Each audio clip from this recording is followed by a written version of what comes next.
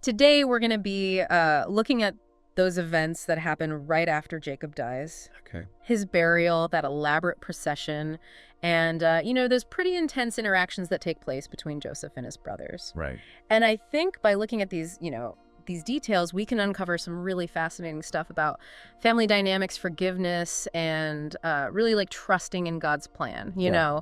all within that historical backdrop of ancient Egypt and Canaan. Yeah, it's a great setting. Oh, and get this, the Egyptians actually mourned Jacob for 70 days. Wow. We're going to find out why that's significant, but first, let's head to Jacob's deathbed. Okay, so at his deathbed, we really see this deep connection that Jacob has with Canaan, the promised land. Right. In Genesis 50.5, he makes Joseph swear this oath that he will bury him there and not in Egypt. Mm-hmm. And this wasn't, just a simple request for Joseph to fulfill, especially given how high-ranking he was in Egypt at the time. Yeah, that seems pretty risky, right? Like asking to leave, even just for a burial, Right. could have had some serious political consequences. For sure, and some scholars even think that this oath was a way to test Joseph's loyalty. Oh, interesting. Would he choose his Egyptian over his family's heritage? Yeah, I see that. So that's a big question. So how does Joseph, navigate this whole delicate situation? Well, he chooses family, Okay. and he goes to Pharaoh, and surprisingly, Pharaoh grants permission. Wow. But he doesn't just, let Joseph slip away quietly. Yeah. Pharaoh actually sends all these officials and dignitaries and even chariots and horsemen to accompany Joseph. Really? Yeah, Genesis 50.9 describes this huge procession, and it really showcases just how high of a standing Joseph had in Egypt. Wow, I'm just picturing this grand procession, the mourners, the chariots, the whole spectacle. It's Right. almost like Pharaoh saying, hey, look, this guy's important to us and we honor his family. It just seems so unusual for Pharaoh to be so accommodating, especially towards, a nomadic people like the Israelites. It was unusual. Yeah. You gotta remember that Egypt was this super powerful empire, Right. and Pharaoh was considered, a divine ruler. Oh, yeah, for sure. So for them to publicly show respect for another culture's burial customs like this was a really big deal. Yeah, absolutely. It acknowledged Joseph's influence and the respect that both the Egyptians and the Canaanites had for him and his family. It's pretty remarkable when you think about it. And the Canaanites, they were so impressed by these mourning rituals that they actually named the place Abel Mizraim. What does that mean? It means mourning of the Egyptians. Wow, that's powerful. Yeah. It really shows, how Joseph was successfully able to kind of blend into both the Egyptian and Hebrew worlds. Right. But now, with Jacob gone, things get pretty tense between Joseph and his brothers. Right. They messed up big time by selling him into slavery. Yeah. And now that their father's gone, they're worried. They're anxious, yeah. Yeah. They're afraid of what Joseph might do now that their dad's not there to kind of act as a buffer. Exactly. So they send a message to Joseph and claim that it was Jacob's dying wish for Joseph to forgive them. Oh, wow. Yeah, Genesis 50.7b talks about that. I don't know. I'm a little skeptical. Do we really think that Jacob made them promise this? Hard to say. It kind of feels like they're trying to be strategic, Right. Maybe even manipulating the whole situation. That's possible. Yeah. The text doesn't exactly confirm their claim. Right. So it definitely raises some questions about their motives, Well, like, Are they actually being sincere and seeking forgiveness? mm-hmm. Or are they just scared and trying to protect themselves? Yeah, that's a good point. Big question there. So how does Joseph react when he gets this message? Well, Genesis 50.17 tells us that he weeps. Wow. And this really raw emotional response, it speaks volumes. Yeah. It reveals just how deeply he was hurt. And that pain of betrayal is still lingering. Right. But maybe, just maybe, there's a glimmer of hope for reconciliation there too. Yeah, maybe so. It's hard to know for sure. This is where it gets really interesting because we see these brothers, they bow down before Joseph. Yeah. And in Genesis 50.18, they basically offer themselves as slaves to him. They're terrified. They're terrified. And I love how Joseph responds. Yeah. He says, don't be afraid. Am I in the place of God? That's deep. It's so deep. It is. He's acknowledging something really powerful there. Yeah. That it's not his job to judge and punish. Right. That's God's domain. That's God's domain. And then he says something even more amazing. Oh, yeah. He doesn't just let them off the hook. Well, He acknowledges their evil intent in Genesis 50.2. right. You know, he says, you intended to harm me. But then he like reframes this whole situation. He says, but God intended it for good to accomplish what is now being done, the saving of many lives. Such an incredible statement. It's incredible. It's like he's recognizing this bigger picture, this divine purpose that was woven into their betrayal. Yeah. It's like, because of what they did, he ended up in Egypt. Right. Which allowed him to save countless lives during the famine. Including his own family. Including his own family. It's crazy. It's wild. And I think this is a great example of, you know, he's not condoning what they did. No. But it's about finding meaning in suffering. Right. Seeing God's hand at work, even in those really dark moments. Absolutely. That's incredible. It is. So Joseph forgives his brothers. Case closed, right? Well, not quite. Oh, there's more. The story keeps going. Okay. And we see how Joseph lives out the rest of his days. Okay, great. He lives to be 110 years old. Wow. Which is a super long time back then. That's crazy. And he sees his family flourish. 110. I mean, he must have seen so many changes during his lifetime. He did. He did. Wow. And Genesis 50.23 tells us that he saw like the third generation of his descendants. Oh, wow. He even has his great-grandchildren placed on his knees. That's amazing. Yeah, it paints this picture of reconciliation and family continuing on. That's beautiful. But even though Joseph's nearing the end, he doesn't forget about that promise of Canaan. You're right. In Genesis 50.2425, he reminds his family about God's promise to bring them to the land. And he makes them swear an oath to take his bones with them whenever they do end up leaving Egypt. It's like he's still looking ahead. He is. Still connected to his family's destiny. Yeah. Even as he's dying, he's trying to shape the future. Right. It's powerful. It really is. It's a testament to his faith in God's plan. Even if he doesn't live to see it fulfilled, his legacy continues on. That's really powerful, Joseph's story. It's full of so many twists and turns. Yeah.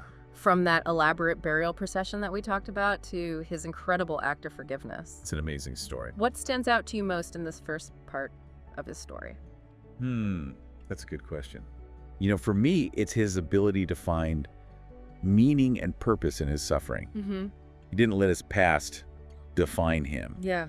Instead, he chose to see God working even through his brothers betraying him.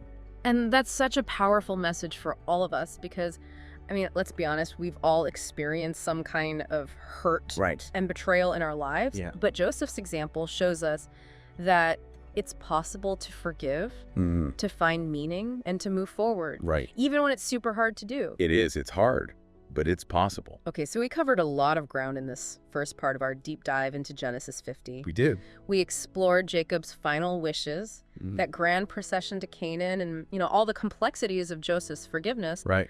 But now I think it would be cool to dive into some of the fascinating, you know, historical and cultural things that kind of add another layer to this whole narrative. Okay, yeah. And that grand procession to Canaan that we talked about, that really stood out to me. Yeah. Can we maybe unpack that a little bit more? Sure.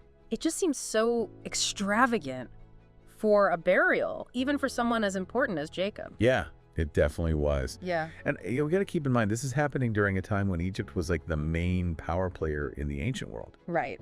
Pharaoh wasn't just a king, he was considered a divine ruler. Oh, yeah. His actions carried a ton of weight, politically and symbolically. So for Pharaoh to allow Joseph, like a high-ranking official, to leave Egypt for such a long time and then provide such a lavish escort, it's almost like he was making this huge public statement about their respect for Joseph and his family. Exactly. It was a major endorsement. Yeah. Imagine how big of a deal this was for the Egyptians and the Canaanites. Right. Just seeing this huge procession. Yeah. It really showed everyone just how influential Joseph was and how much trust he had built within the Egyptian power structure. It really shows, you know, how Joseph was able to navigate these two very distinct cultures, the grandeur and formality of ancient Egypt and the traditions of his Hebrew heritage. He wasn't just surviving in Egypt. Right. He was thriving. Yeah. And what Pharaoh did really solidified that. Yeah, totally. It's really a testament to Joseph's ability to be a bridge between these two worlds. Yeah.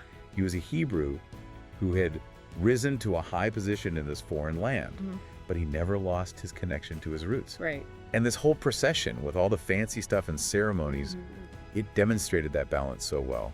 Okay, well, let's change gears a little bit and talk about forgiveness. Okay. Because this is such a central theme in the story. It is. But it's also one of the most difficult things to actually do, It is. in real life. Absolutely. What are some insights that we can get from Joseph's example? It wasn't just about him saying, I forgive you and everything's fine. No, not at all. Yeah. True forgiveness, it goes so much deeper than that. Yeah.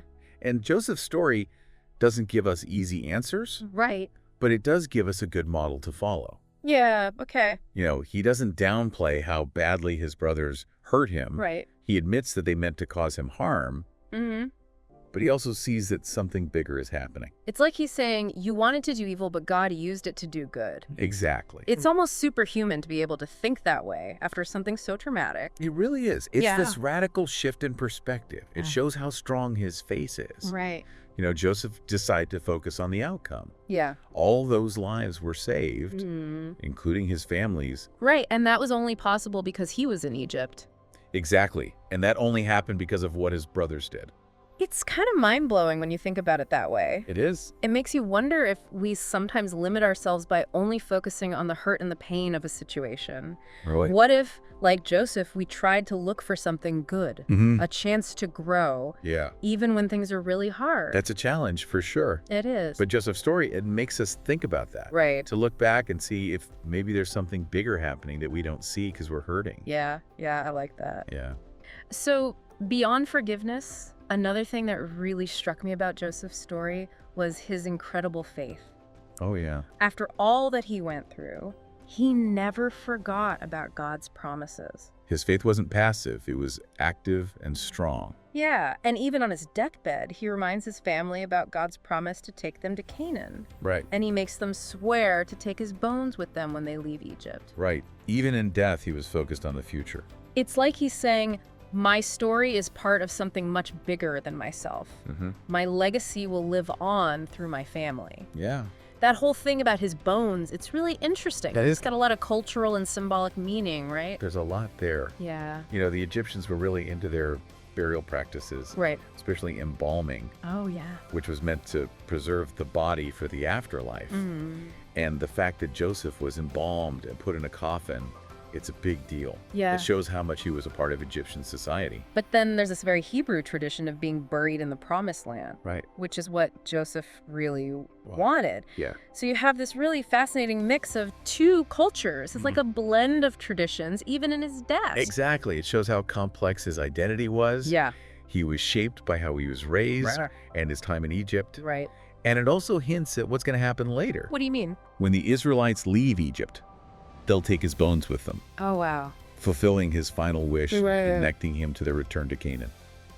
So, in a way, Joseph's story is a bridge between these two worlds, Yeah, it's a bridge between two cultures. even across different generations. Yeah, that's a good way to put it. It's pretty amazing how this story, it happened thousands of years ago, Right. but it still means so much to us today. Yeah. The themes of forgiveness, family, legacy, and faith, we all face those in some way. They're timeless. It's been quite a journey, right? Yeah, it really has. We've unpacked so much, the historical context, the family drama, and those really powerful lessons about forgiveness and leaving a legacy. So much to think about.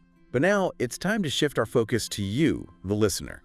That's right. We've been exploring Joseph's world for a while now, but, what does it all mean for us today? Right. How can we actually apply these ancient lessons, to our modern lives? That's the question we got to ask. And I think it's important to remember, these stories weren't just written to entertain us. Right. They were meant to challenge us, Yeah. to inspire us, to really make us think about the choices we make and the impact we want to have on the world around us. Yeah. So I think it would be good to pause for a second and just reflect Yeah. what really resonated with you in Joseph's story.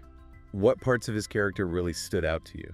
I think for me, it's the power of his forgiveness that really gets me. It's powerful. I can't imagine being betrayed and hurt the way he was by his brothers. It was brutal. But he not only forgave them, he saw a bigger purpose behind it all. Yeah, that's next level empathy and understanding right there. It really is. And it reminds me that forgiveness isn't just about saying those words, I forgive you, and forgetting about it. No, it's way more than that. It's about letting go of that bitterness and anger that can eat us up inside. It's choosing to see the bigger picture. Even when it feels impossible. Even when it's hard, And, it's not just about forgiving other people. Right. It's about forgiving ourselves, too. That's huge. We all make mistakes. We do. We all have regrets. Oh, we do. But holding on to those things doesn't do us any good. No. Joseph's story reminds us to let go of the past Yeah. and move forward. To start fresh. So beyond forgiveness, another thing that really stands out is the idea of legacy. Mm-hmm. Joseph was so intentional about the kind of impact he wanted to have on his family and on future generations. He was always looking ahead. He reminded his brothers about God's promises. Mm-hmm. He made them swear that oath to take his bones to Canaan. Even in death, he was shaping the future. It's like he was saying, my story is just one part of something much bigger. Right. It's not just about him. My legacy will continue through my family's journey. It's a powerful thought. And that reminds me, our choices really do matter. They do. The things we say, the things we do, the values we live by, all of it has a ripple effect. Yeah, it goes way beyond us. So we should ask ourselves, what kind of legacy are we leaving behind? What kind of impact do we want to have? Those are big questions. They are. But Joseph's story encourages us to think about them. Yeah, to be intentional. And one thing that strikes me about this story is that it's not a fairy tale. No, it's real. Joseph faced some really difficult challenges. He experienced real pain and had to make some tough choices. Yeah. But through it all, he never lost his faith. Right. His faith was unwavering. It's important to remember that faith isn't about pretending everything's perfect. No, not at all. It's about trusting in something bigger than ourselves, even when we don't understand what's going on. It's about holding on to hope, even when things are tough. Yeah, and that's a message we all need to hear sometimes. Especially when times are hard. Life can be unpredictable. Things don't always go our way.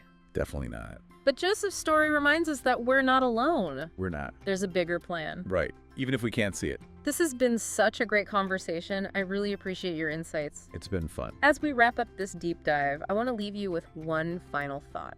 Okay, what's that? We've talked about forgiveness, legacy, and faith. Right. Some big ideas. But to really live these out, we need to take action. You can't just stay in our heads. We can't just admire Joseph's qualities. We need to actually live them out ourselves. That's how we make a difference. So what's one step you can take today to put these lessons into practice? Is there someone you need to forgive? A relationship you need to work on. Or maybe a way to make a positive impact in your community. Don't just let these ideas stay in your head. Let them inspire you to do something. That's how we truly honor Joseph's legacy and allow his story to shape our own. Well said. Thanks again for joining us for this deep dive into Genesis 50. It was my pleasure. Remember, the conversation doesn't have to end here. Keep exploring. Keep asking questions. Keep searching for truth in these ancient stories. They have a lot to teach us. And who knows, maybe one day someone will be studying your life, That's a cool thought. looking for inspiration, Leaving a legacy. just like we've done with Joseph. It's possible. Until next time, keep diving deep.